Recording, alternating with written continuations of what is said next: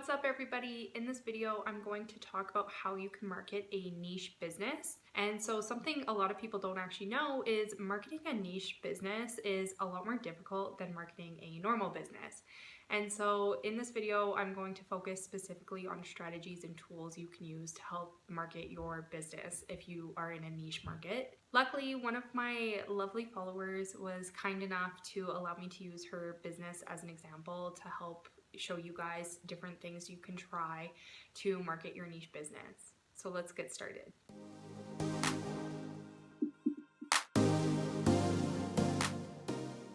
You might be wondering why marketing a niche business is a little bit harder than marketing a normal business, and the reason for this is because you're targeting such a specific customer. And so my follower specifically owns a custom upholstery business, and it's specific to her area. And this means that our marketing efforts ideally want to target her area only. And if you're an online business, you're obviously not going to be limited to one geographical area. So that does help you a little bit if you sell an online product instead. Something my follower specifically wanted to know is she wanted to know how she can market her business more effectively online so that she's less dependent on third parties to bring her new customers. Now, there are millions of different ways of bringing customers into your business, and what's right or wrong for you really has to do with how much time you can invest in your marketing and sales, and then also what your budgeting is.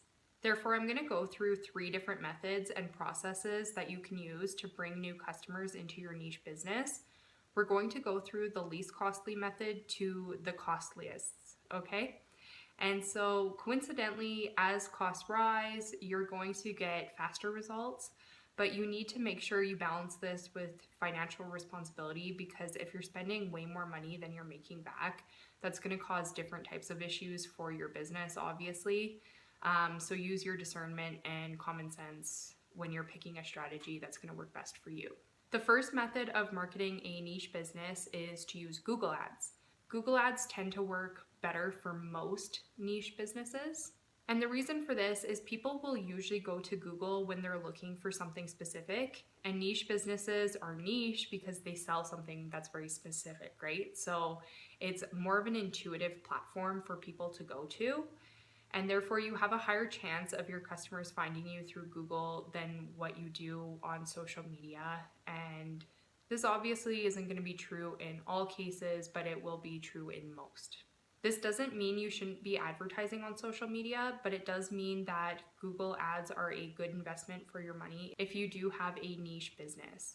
In order to set up Google Ads, you're going to want to set up both retargeting ads for visitors who go to your website, and you will also want to have ads that show up whenever someone is searching for your specific services or products. For this business, she would want her ads to show up when people were searching for custom upholstery services, and her targeting would be people in Lincoln, Nebraska. You typically want around 150 keywords, and so I'm not going to do that here, but to give you an idea on what types of keywords you would want to use would be things like custom upholstery near me, or custom upholstery Lincoln, Nebraska, or fast custom upholstery, affordable custom upholstery. Keywords like this indicate a higher intent to buy. For example, if somebody was Googling do-it-yourself custom upholstery, they're probably not looking to pay somebody to reupholster their furniture, right? And so I go through how to set up Google Ads in my free marketing membership. So if you want to be shown how that works, please click the link in the description box below. I also want to mention quickly before we move on that it's typically a good strategy to make your bids slightly higher than your competitors so that your ad is appearing in more search results and before your competitors. Now, the second method is to obviously market on social media itself. I'm going to use my follower's account as an example to show you things that I typically look for. As you can see, she's doing some really great things already. She has before and after photos of her work, which is awesome. Another thing she does that's really good is her bio is clear, concise, and to the point. It says custom furniture and upholstery services and athletic industrial padding. If you're looking for any of these services, you know that this is the right profile for you. Now let's move on and talk about a few different things that we could do to improve this. The first thing that stands out to me is her profile picture. It's of a mattress. I would probably replace this with some type of logo or her business name, something that's a little bit more identifiable with her business. And the second thing that she can do to add more social proof, so like I said, she already does this really well with her before and after shots, but something she can do is she can actually create story highlights of her customers' testimonials and also the work she's done. So she could basically take a lot of the content that she already has on her feed and put it in a story highlight. So if somebody was interested in looking at a bunch of different photos of her work, then they would just click on that highlight and they would get all the information that they needed. She could even do a little video on what customers can expect, how long the process usually takes. She could do a breakdown of how it works and a bunch of different things as well, just to have customers feel a little bit more informed on what they're getting, what they're paying for, and how long they can expect to wait. If we look at the rest of her profile here though, what she has is just fine. She has a category picked out for her business. She also has her website listed, and she also has the physical address of her business here as well, which tells people if they're in Lincoln, Nebraska, then she's the person to go to for custom upholstery services, okay? And so this is all good. So now I want to move on to the content specifically. And so content is kind of a funny thing because if you are looking for a direct sale, you are not looking to grow followers and to have a high profile account with tons of followers and tons of growth, then you're going to want to minimize your posting. I suggest doing every other day is probably just fine. But the thing is, you would want to focus your content on priming your audience to buy. This is a little bit more sales oriented, and because of that, you are going to see a lot of people not want to follow you. But the thing is, the people who do follow you have probably bought from you or want to buy from you because it's so highly targeted and focused on the customer and getting the sale. I've talked about this quite in depth in other YouTube videos. I have also talked about this in depth in my marketing workshop. But basically, how you structure social media content so it primes people to buy is you want to center it around eliminating any myths, mistakes, misperceptions, or basically any excuse the customer may have not to buy your product or service. You want to eliminate and reduce that friction in your content. So how this typically looks is you would want to talk about the benefits of custom upholstery and getting that done. You would also want to talk about any testimonials you'll have. She already illustrates the high quality of her product. Like, I can visually see from these photos that she does really high quality work, right? And so in that sense, she nails it with social proof. She does this very, very well intuitively. And so those are all fine. Things that I would throw in here just to add on to it is I would do benefits. I would also maybe include any aftercare that's important after you get your furniture redone. I really don't know that much about custom upholstery personally, so I would assume that there are specific benefits to getting it done. I would assume that there would be aftercare that's important, and I would also assume that there are a whole variety of pain points that people experience, and these are reasons people would come and get custom upholstery done. So I think she could touch on these a little bit more than what she currently does, but that's how you would structure your content to buy. At the beginning of this video, I talked about the most costly to the least costly methods of marketing a niche business. And so Google Ads, if you were to purely only do Google Ads and you were just to focus on that, that would probably be the least costly.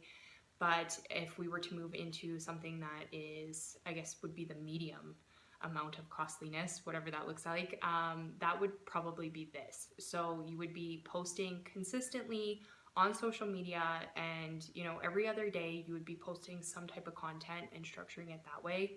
So as you can see, this is already increasing the amount of time you're spending on your social media marketing. But if you didn't want it to take up any time, then you would be paying for it, and then that's where the cost is coming in, okay? So for argument's sake, let's say that you wanted to handle your social media posting yourself.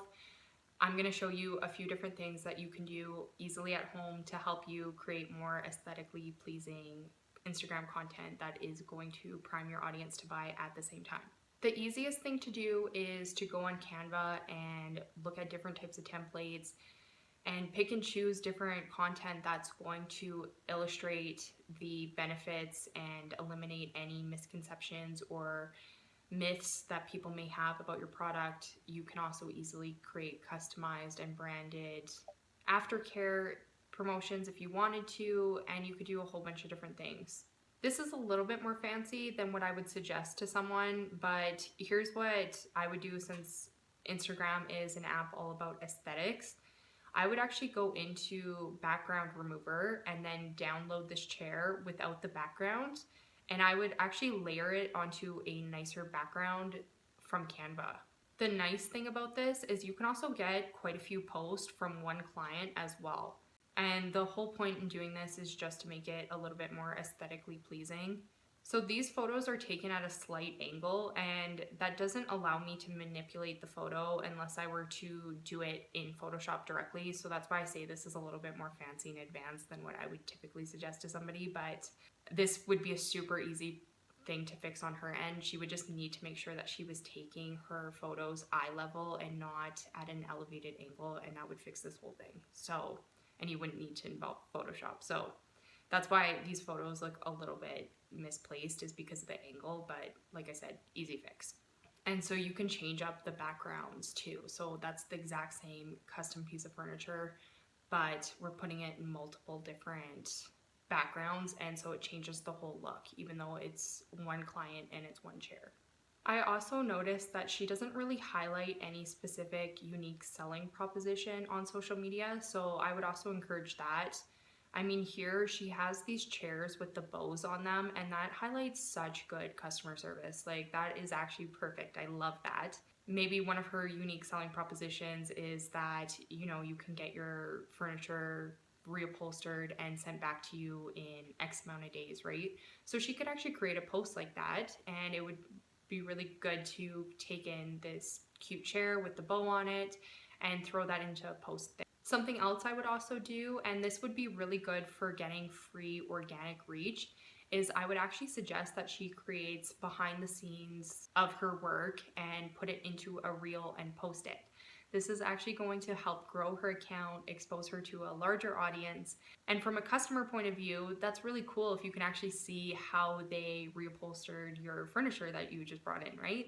That would be something that customers would want to see, and they would probably talk about it as well. This is a complete side note, but I came across a dog walker, and she actually, in her story highlights, she records every owner's dog that she walks every day so that the owners can actually go onto her page and they can actually see their dogs during the day while they're being walked, and, you know, if they're at work or whatever. And I thought that was a really creative way to demonstrate really high customer service, and also encourage word of mouth marketing as well. Like, I had never seen somebody who walks dogs do that, and I thought that was really creative.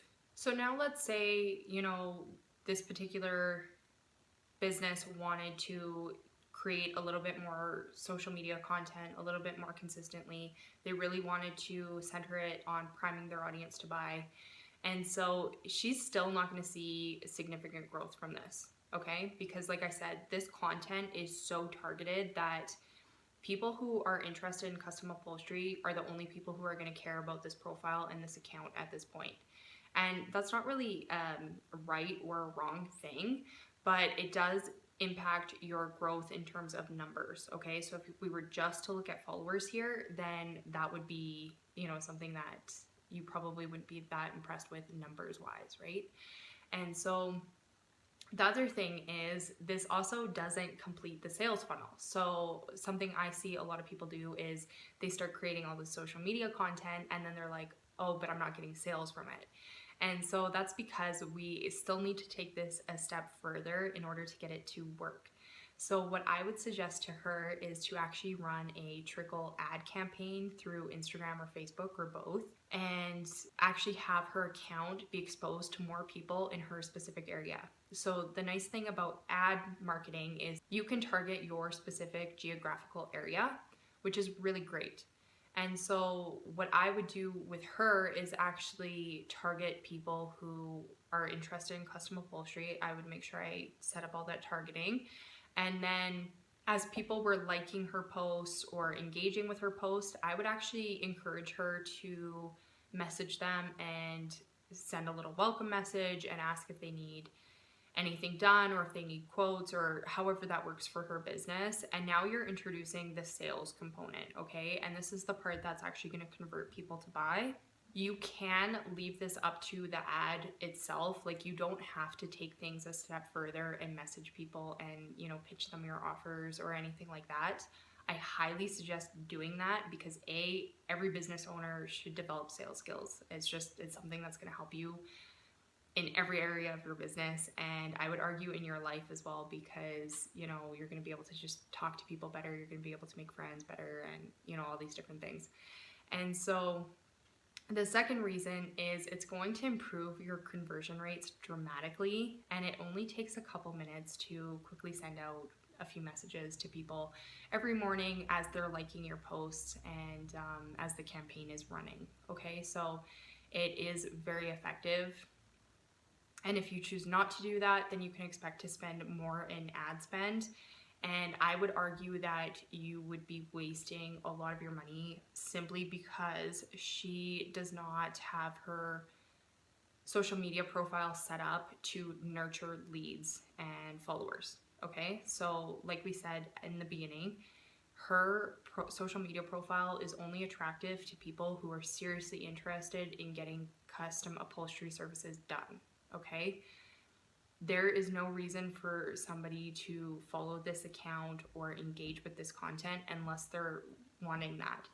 And so, like I said, this isn't necessarily a good or a bad thing. It just creates a specific result, which means that people who are not interested in those services probably aren't going to care about your page that much.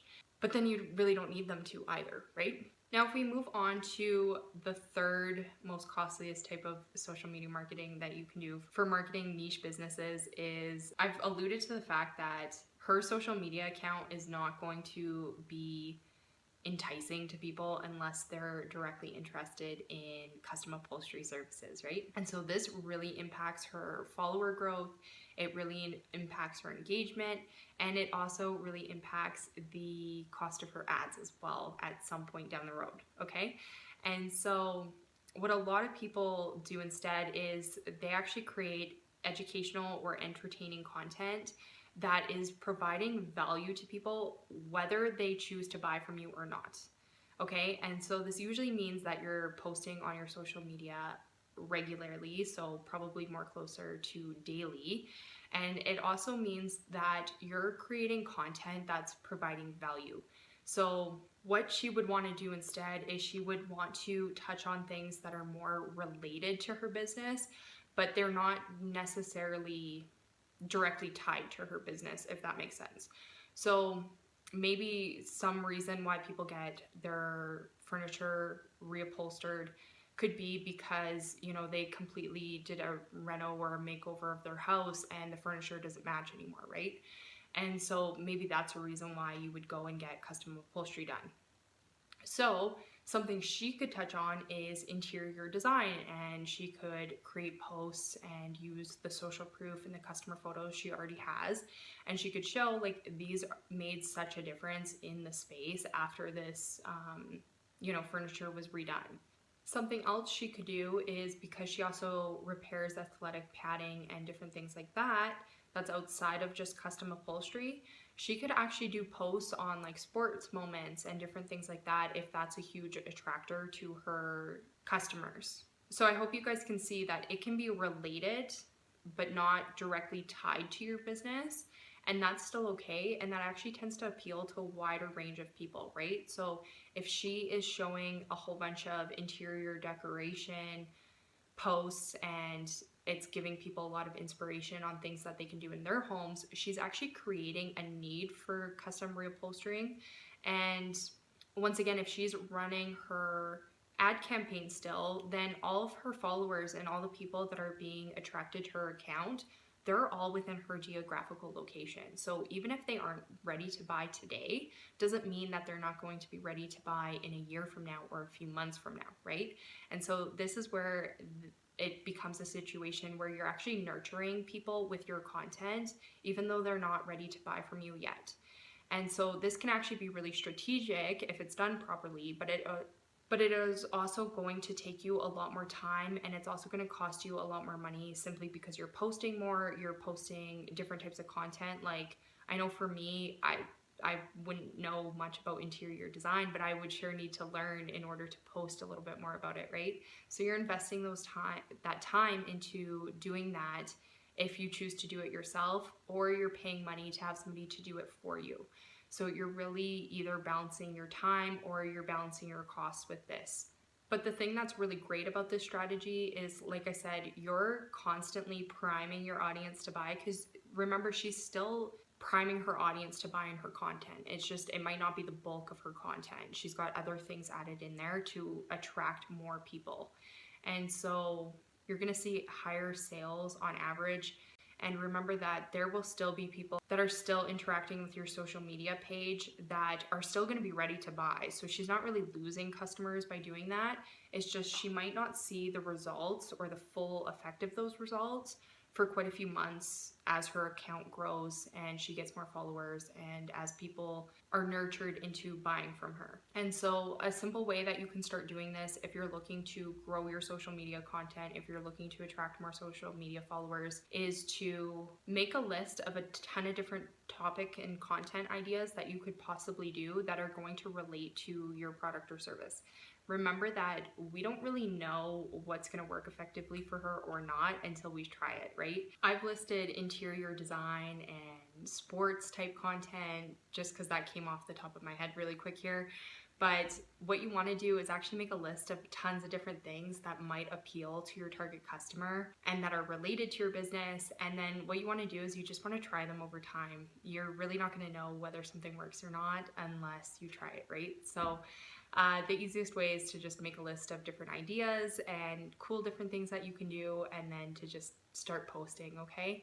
But that's where I would get started. So I hope this video helped you, and if you are interested in joining my free marketing membership, the link is in the description box below, and I will see you next Sunday.